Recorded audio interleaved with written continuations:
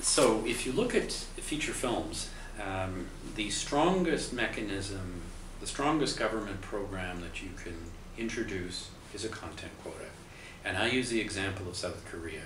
About 15 years ago, South Korea began to implement a screen quota system that they had in place for many years, but it had been ignored.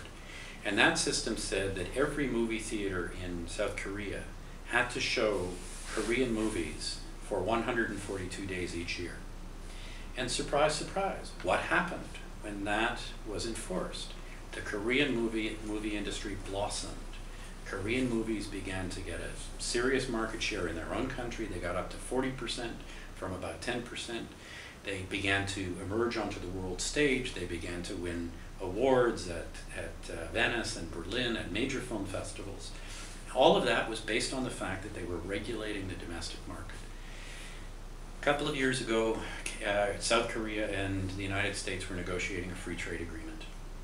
And while the governments deny it, we suspect very strongly that one of the conditions for, one of the preconditions for South Korea was to agree to wind back their screen quota system.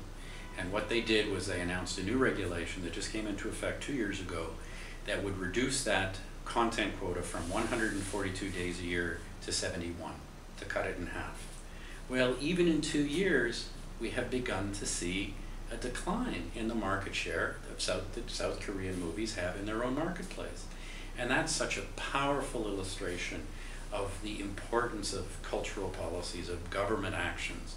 If we want to have our own artists and cultural producers, if we want to be able to see our own movies and have an array of movies rather than all being dominated by movies from 1 or 2 countries, then it requires that we work to put pressure on our governments to introduce these kind of measures.